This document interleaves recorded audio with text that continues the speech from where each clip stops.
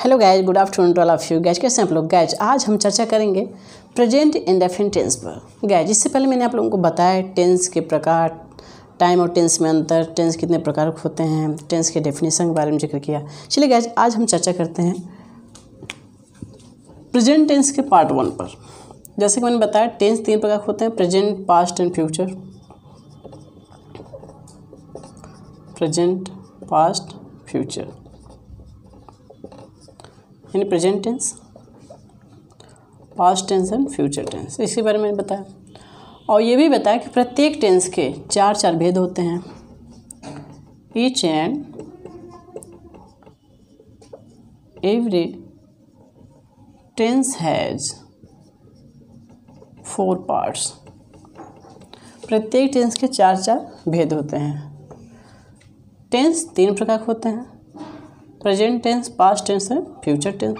प्रत्येक टेंस के चार भेद होते हैं। ईच एंड एवरी टेंसेज है 4 पार्ट्स। जैसे मान लो प्रेजेंट टेंस के कितने भाग? 4। Present indefinite tense, present continuous tense, present perfect tense, perfect tense और present perfect continuous tense.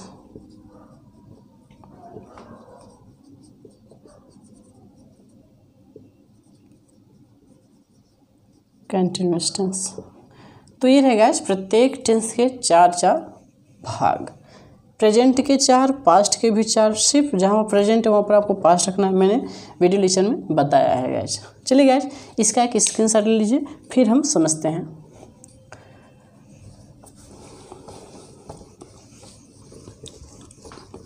Guys एक बात मैं आप लोगों को बता देना चाहता हूँ।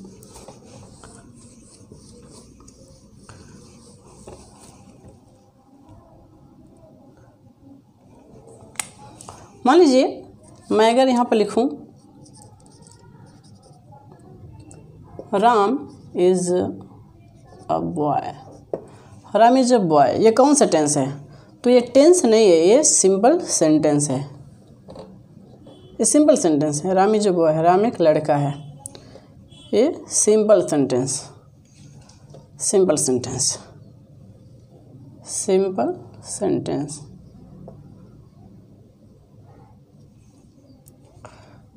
सिंपल प्रेजेंट टेंस है, बिल्कुल सिंपल सेंट यानी simple present, simple present tense. Simple sentence है ही एकदम सिंपल। इसमें कोई एक्शन नहीं दिखाया जा रहा है। राम कोई कार्य नहीं कर रहा है जिस पर एक्शन, जिस वाक्य में एक्शन नहीं न दिखाया जाए, न सब्जेक्ट को कोई फोर्स किया जा रहा हो, सब्जेक्ट कोई एक्शन, कोई कार्य न कर रहा हो, तो ऐसे वाक्य को हम सिंपल सेंटेंस कहते हैं। और ये प्रेजेंट में है इज, वज होता तो पास्ट, विल बी, सेल भी होता तो फ्यूचर, यानी सिंपल प्रेजेंट टेंस का सिंपल सेंटेंस है। सिंपल सेंटेंस जैसे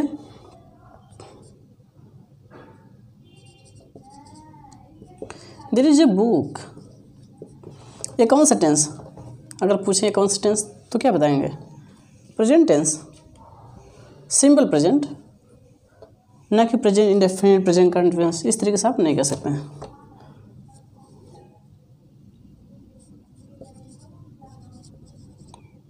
the books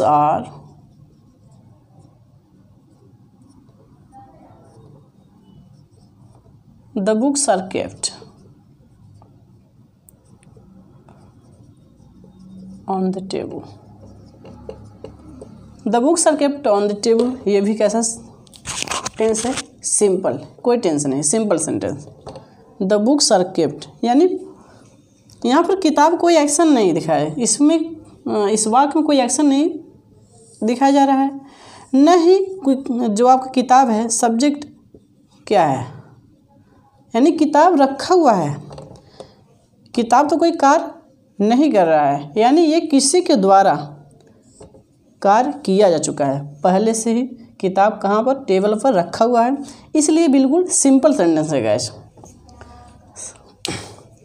there is a book, वहाँ एक किताब है, किताब चलकर नहीं गया, यानी किताब को वहाँ पर किताब है, अर्थात किसी के द्वारा वहाँ पर किताब रखा हुआ है। राम एक अच्छा लड़का है, राम के बारे में बताया जा रहा है कि राम एक अच्छा लड़का है, न कि राम अच्छा बनने का या प्रयास कर रहा है। अगर मैं कहता हूँ Ram is a good boy, Ram is a good boy, Ram एक अच्छा लड़का है, यहाँ पर राम के बारे में इसकी एग्जीक्यूटिव क्या है, इसका नेचर कैसा है, अच्छा है, इसका स्वभाव कैसा, अच्छा है। राम के बारे में बताया जा रहा है कि राम एक अच्छा लड़का है, लेकिन राम अच्छा बनने का प्रयास नहीं कर रहा है, अच्छा बन नहीं रहा है, बल्कि वो ऐसा है, अच्छा है, उसके बारे में बताया जा रहा है, उसके गुण के बारे में विवेचना किया जा रहा है, उसके बारे में व्याख्यान किया जा रहा है, बताया जा रहा है कि राम अच्छा लड़का है। एक बुक है, देयर इज ए बुक, वहाँ एक बुक है, तो कहने मतलब बुक है, किसी ने रखा होगा तभी तो है, यानी वहाँ चलकर तो किताब गया नहीं, किताब कोई कार्य नहीं कर रहा है। ओके गाइस, तो ये सिंपल सेंटेंस है। अब ध्यान हो गया आप लोगों को। अब हम बढ़ते हैं टेंस पर।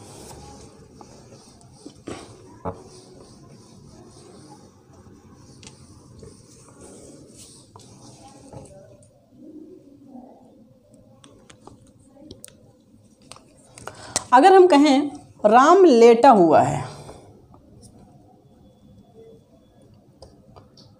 मान लीजिए राम इज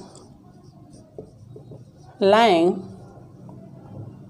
ऑन, राम लेटा हुआ है, ये कौन सा टेंस है, तो आप कहेंगे प्रेजेंट कंटिन्यूअस टेंस। राम लेटा हुआ है, लेटने का काम तो नहीं कर रहा है राम, कि लेट रहा है, लेटने जा रहा है।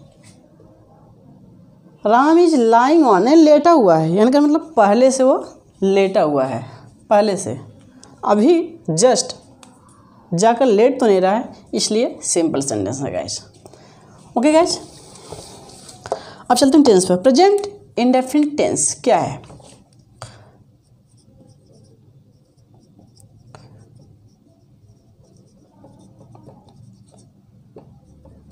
प्रेजेंट इंडेफिनिट टेंस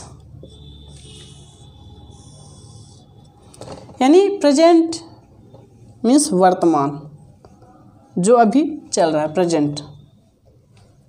टेंस के मैंने दो अर्थ बताया, टेंस मीन्स एक काल भी होता है, मैंने बताया। तो यहाँ पर टेंस का मतलब सिर्फ हमें काल ही जानना है, ठीक है। और टेंस का मतलब एक और मैंने बताया है, टेंस पर्सन बताया था, टेंस एडजेक्टिव है गाइस। जैसे कोई व्यक्ति तनावग्रस्त हो। इंडेफिनिट अनिश्चित, तो अनिश्चित वर्तमान काल, इसका जो हिंदी हुआ अनिश्चित वर्तमान काल।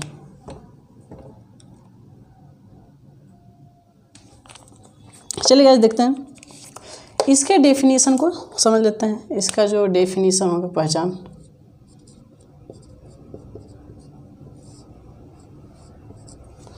किसे कहते हैं?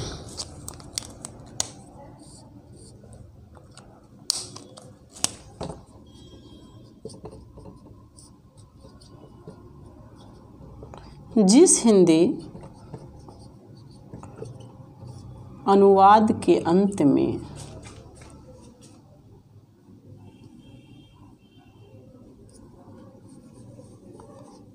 अनुवाद या वाक्य,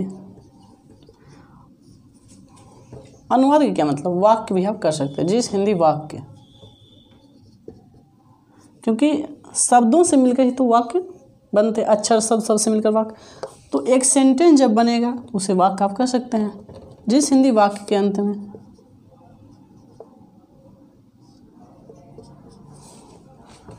ता है, ती है, ते हैं, तथा वर्तमान में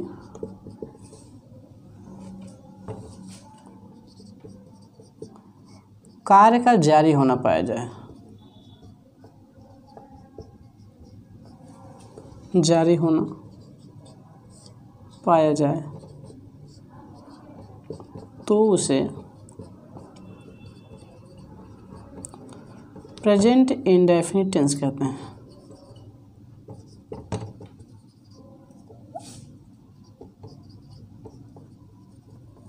टेंस कहते हैं।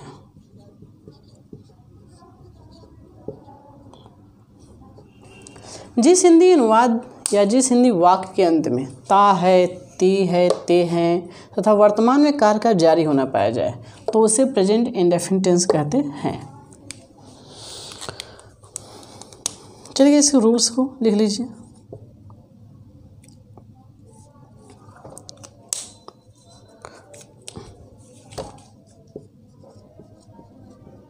एक वचनकर्ता, एक वचनकर्ता क्या है gas? He, she, it, name. एक वचनकर्ता ये सिंगुलर है, एक वचनकर्ता ही, शी, इट, नेम के साथ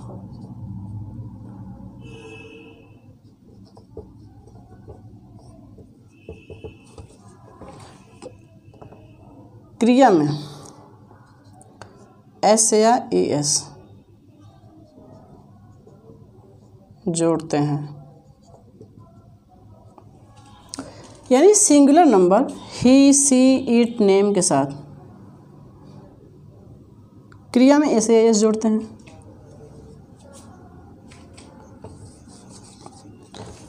आप ऐसे भी लिख सकते हैं गाइस, एक वचनकर्ता ही, सी, इट, नेम के साथ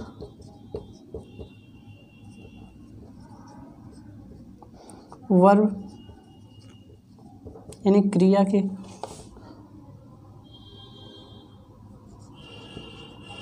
फर्स्ट फॉर्म का यूज करते हैं।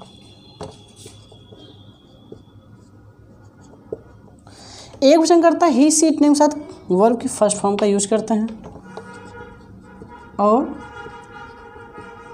क्रिया में एस या ई एस जोड़ देते हैं। ऐसे भी आप लिख सकते हैं। एक वचनकर्ता ही, सी, इट, नेम के साथ वर्ब की फर्स्ट फॉर्म यूज करते हैं और क्रिया में एस ई एस जोड़ देते हैं। चलिए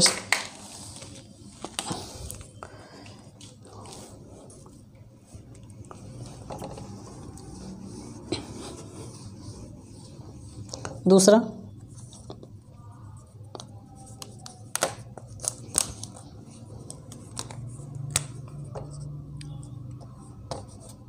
रूल सेकेंड,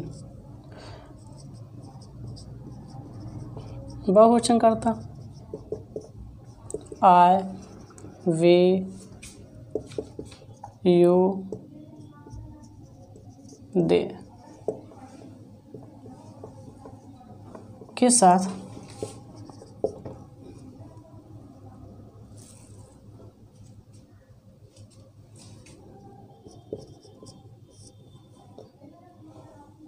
क्रिया के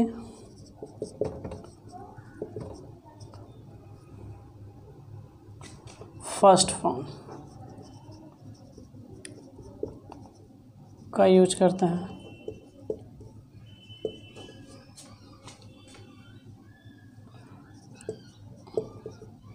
और क्रिया में एस या ई एस नहीं जोड़ते हैं।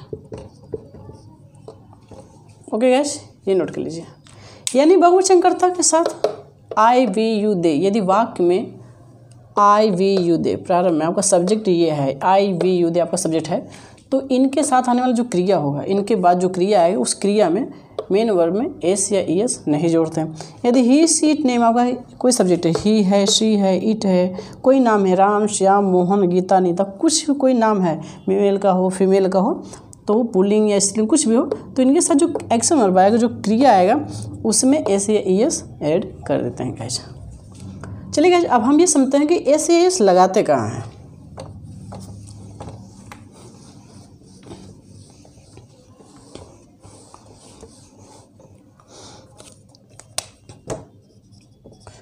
Use of S E S. चलिए गाइस देखते हैं, अगर हम ई एस के प्रयोग को जान गए तो एस का प्रयोग सिंपल हो जाएगा, क्योंकि हमें एक तो जान लें कि ई एस का प्रयोग कहाँ करेंगे। सिर्फ ई एस के प्रयोग को हम समझ लेते हैं कि ई एस का प्रयोग कहाँ होगा,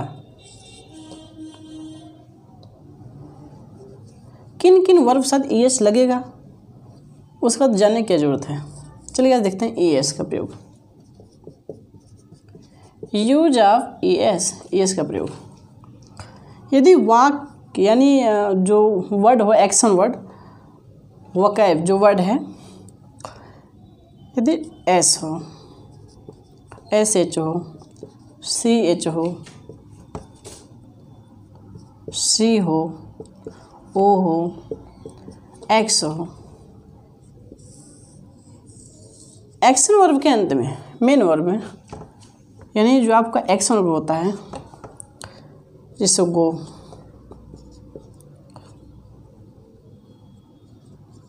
स्नैच,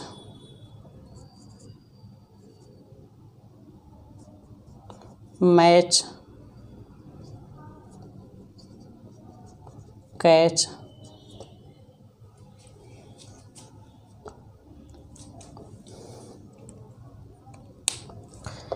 यानी ये एक्शन वर्ब आते हैं। देखिए गाइस, यहाँ पर ओ है दिख रहा है, तो अगर यहाँ पर प्लूरल रहता है, इनके साथ इन वर्ब से पहले आने वाला सब्जेक्ट यदि प्लूरल है,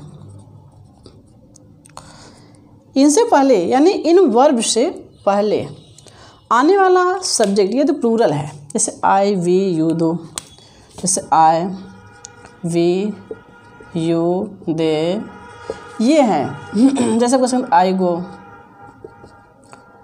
you go, they go, we go. यदि प्लूरल है सब्जेक्ट आपका प्लूरल, तो जाहिर सी बात है कि क्रिया में एस या एस नहीं जुटेगा।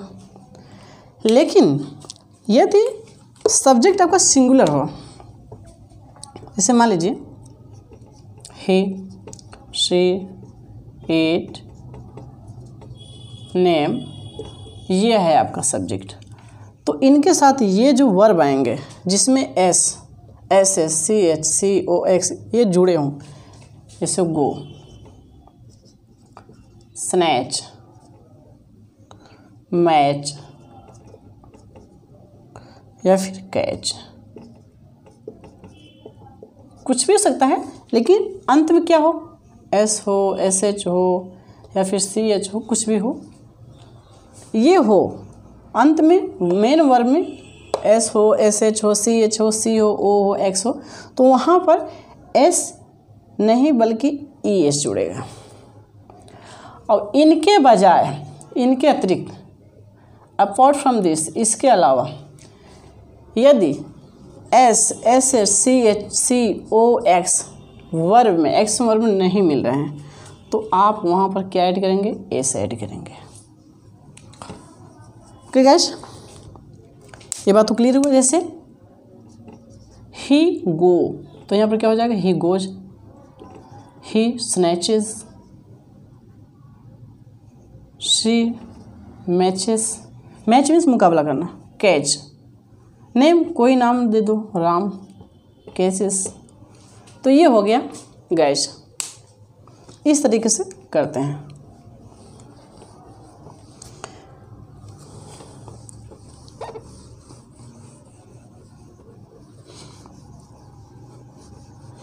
अब इसका प्रयोग तो सिंपल हुई गाइस, जहाँ पर एस, एस एच, सी,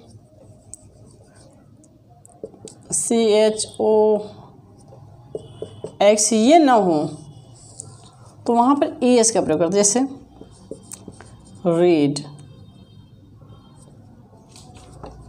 रीड, किल, बीट, ये वर्ब हो। ऐसे वर्ब जब आएंगे तो ऐसे केस में क्या करते हैं, यदि सिंगुलर है ये वर्ब, ये सब्जेक्ट अगर आपको पाए जाते हैं तो क्या करेंगे, he reads, he kills, she beats, तो यहाँ पर एस जुड़ जाएगा। लेकिन पता होना चाहिए कि वर्ब में एस, एस एच, सी, सी एच, ओ, एक्स है या नहीं अंत में। ओके गैस, चलिए इसका एक स्क्रीनशॉट ले लीजिए। मनोरंजन साथ गाइस आप लोग पढ़िए, मेहनत करिए। चलिए गैस देखते हैं इसका बेसिक स्ट्रक्चर देखते हैं।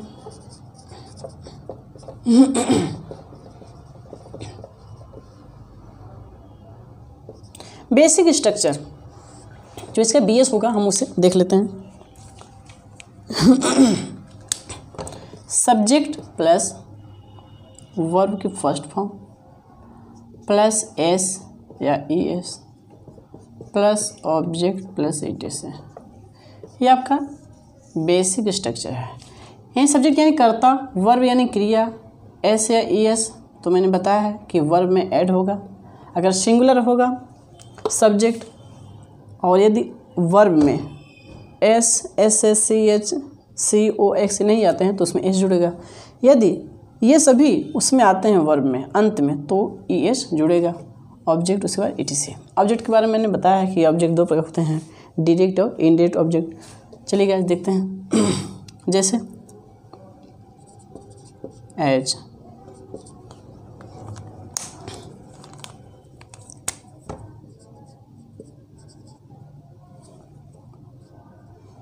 मोहन जाता है। मोहन जाता तो क्या होगा गाइस, मोहन सब्जेक्ट है। एक चीज ध्यान रहे गाइस, मोहन सब्जेक्ट है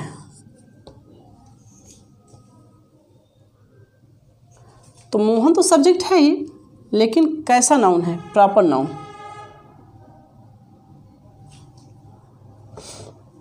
तो मोहन,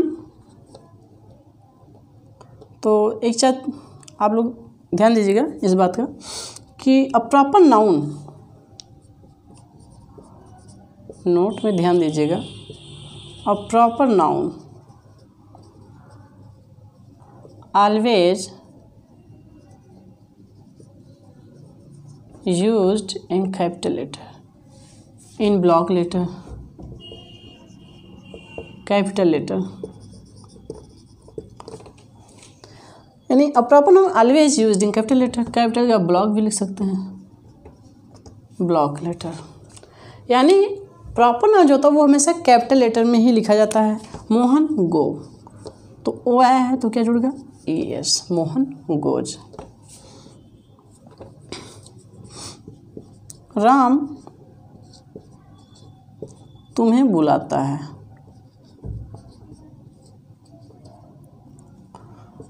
राम तुम्हें बुलाता है तो राम कैपिटल लेटर में प्रॉपर नाउन है। राम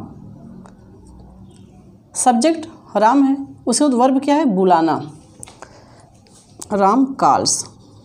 अब गाइस आप लोग यहाँ पर देख रहे हैं एल है लास्ट में, यानी S, S S, C H, C O X ये सब नहीं मिल रहे हैं, तो इसलिए यहाँ पर एक वचन सब्जेक्ट है, सब्जेक्ट सिंगुलर है यानी एक वचन है, तो यहाँ पर वर्ब में एस जुड़ेगा। राम कॉल्स किसे, तुम्हें, तो क्या होगा, यू, ऑब्जेक्ट हो जाएगा।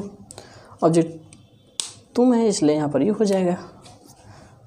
ओके गाइस, नोट कर लीजिए।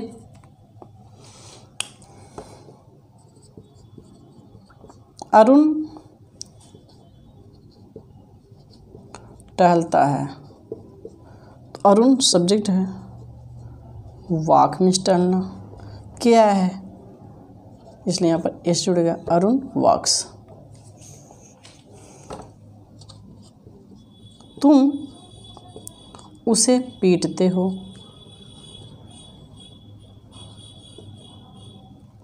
सब्जेक्ट क्या है, तुम यानी यू, तुम सब्जेक्ट क्या है, तुम, इसकी इंग्लिश क्या होती है, यू, पीटना, वर्ब क्या है पीटना, तो क्या होगा बीट, यू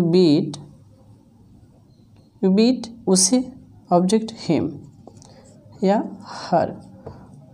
अगर पुल्लिंग है तो हिम, स्त्रीलिंग है तो हर। ओके गाइस, ये रहे, इसका एक स्क्रीनशॉट ले लीजिए गाइस।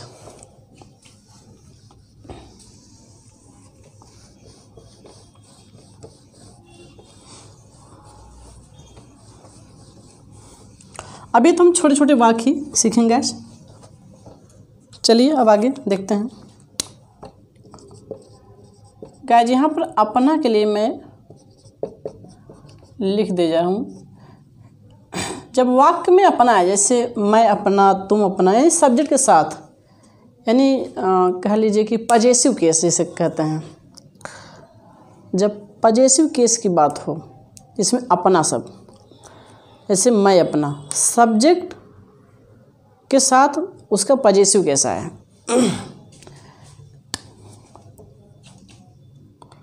कह सकते हैं subject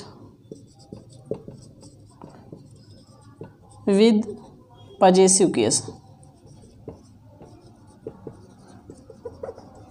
subject with possessive case यानी सब्जेक्ट, जो सब्जेक्ट है वो पजेसिव केस के साथ हो। ठीक है, ये नॉमिनेटिव सब्जेक्ट जो होता है वो आपका पजेसिव के साथ है। जैसे राम, ये आपका सब्जेक्ट, वो क्यों ना प्रॉपर नाउन ही हो, राम, राम अपना, पजेसिव केस। इसका पजेसिव केस क्या है, हिज। सीता यानी एक स्त्रीलिंग है तो क्या होगा, हर।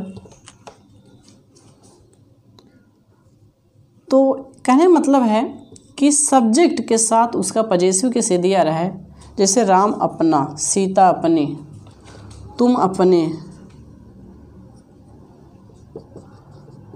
पजेसिव केस क्या है, योर।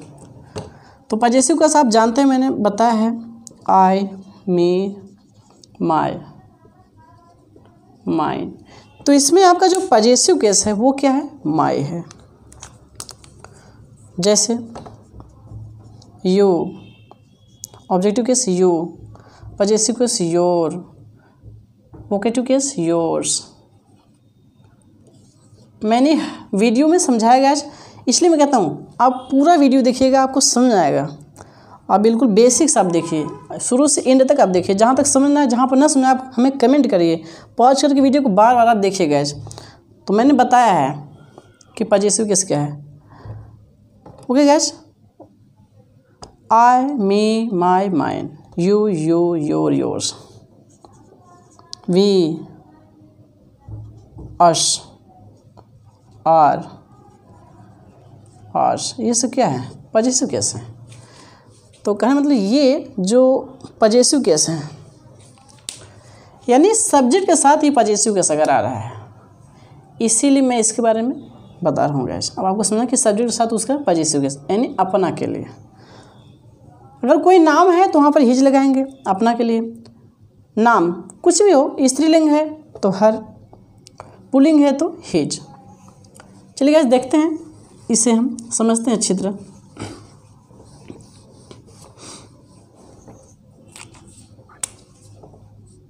आई के साथ अपना के लिए क्या लगाते हैं गाइस, माय। आई आपका सब्जेक्ट है, पजेसिव क्या है, माय। यू का पजेसिव क्या है, योर। वी का पजेसिव क्या है, आर। सी का पजेसिव क्या है, हर। ही का पजेसिव क्या है, हिज। दे का पजेसिव क्या है, their, their. Okay guys, Ram कोई व्यक्ति का नाम है तो इसका पजेसिव क्या है, हिज। और यदि किसी स्त्री की बात की जाए, स्त्रीलिंग में है कोई स्त्रीलिंग, तो स्त्रीलिंग के साथ हर। ये है गाइस पजेसिव केस। ये सभी पजेसिव केस है।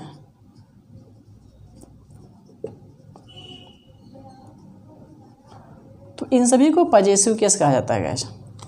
अब ये आपका क्या है, सब्जेक्टिव केस, यानी subject with possessive case, subject possessive case के साथ अपना के लिए जब वाक्य में अपना, जैसे मैं अपना, तुम अपना, रोहन अपना, श्याम अपना, सीता अपनी, गीता अपनी। तो ऐसे सिचुएशन में हम क्या करते हैं, यानी उस सब्जेक्ट के साथ उसका पजेसिव केस यूज कर देते हैं गाइस।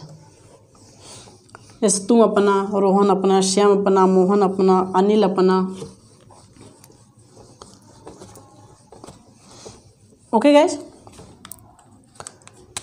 देखते हैं। जैसे मैं अपना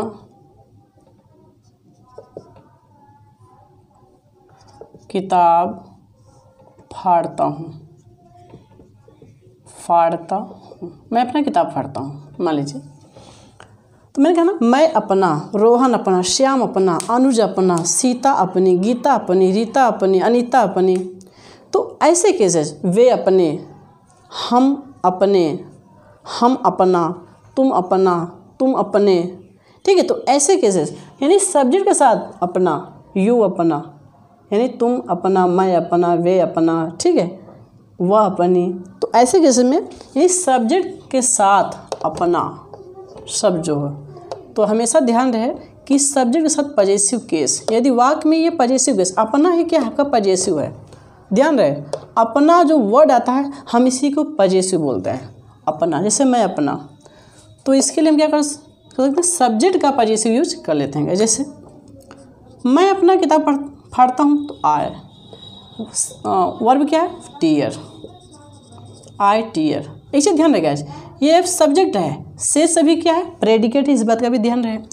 अब इस प्रेडिकेट में वर्ब क्या है, फाड़ना, बुक क्या है, ये आपका ऑब्जेक्ट है। लेकिन ये कैसा ऑब्जेक्ट है, ये डायरेक्ट ऑब्जेक्ट है गैस, क्योंकि किताब बदल नहीं सकता। किताब को चाहे इस तरफ से इस तरफ करो, मैंने बताया है ऑब्जेक्ट की वीडियो लेक्चर में गैस। आई टीयर, आई टीयर। अब आई साथ अपना, आई टीयर, क्या फाड़ना, मैं फाड़ता हूँ, क्या फाड़ता हूँ, किताब। किसका किताब फाड़ता हूँ, अपना किताब। तो पहले क्या होगा, आई टीयर, किसका किताब फाड़ता हूँ, अपना किताब फाड़ता हूँ। तो आई के साथ अपने के लिए क्या होगा, I tear my book, I tear my book, मैं अपना किताब फाड़ता हूँ।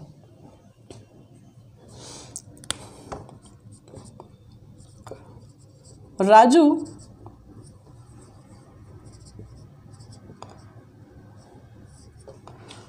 अपना किताब पढ़ता है।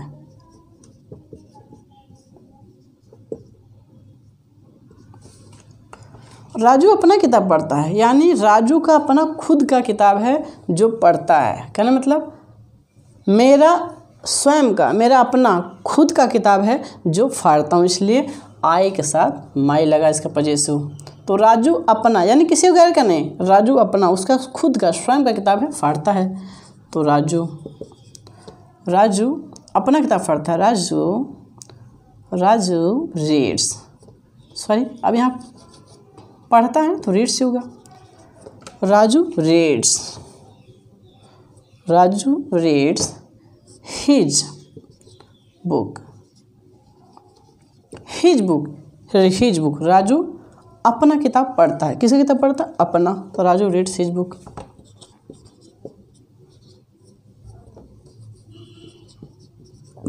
वह अपने दोस्त को बुलाता है। He calls his friend। वह अपने दोस्त को बुलाता है। ओके गाइस, नोट कर लीजिए। और हाँ गाइस, ये जो सेंटेंस है, एक ऐसा सेंटेंस है, अगर हम इससे पूछे कौन सेंटेंस, तो आप ये बताएंगे ये अफर्मेटिव सेंटेंस है, स्वीकारात्मक, यानी कोई भी चीज़ इसमें स्वीकार किया गया है। यानी मैं अपना किताब फाड़ना ही स्वीकारता हूँ, ये इसको मैंने स्वीकार किया, सत्य है कि मैंने अपना किताब फाड़ता हूँ। अगर मैं कहता मैं अपना किताब नहीं फाड़ता हूँ तो इसे मैंने स्वीकार नहीं किया है, इसको मैंने नेगेटिव में बात कहा है, नकारात्मक तरीके से। तो इसलिए ये अफर्मेटिव सेंटेंस है। और कौन सा टेंस है? ये प्रेजेंट इंडेफिनिट टेंस का अफर्मेटिव सेंटेंस है गाइस। तो ये सेंटेंस कैसा है? Affirmative sentence, affirmative sentence. Okay guys, note कर लीजिए। ओके गाइस, मेहनत करिए, फिर मिलेंगे एक नए वीडियो के साथ, तब तक के लिए बाय बाय गाइस।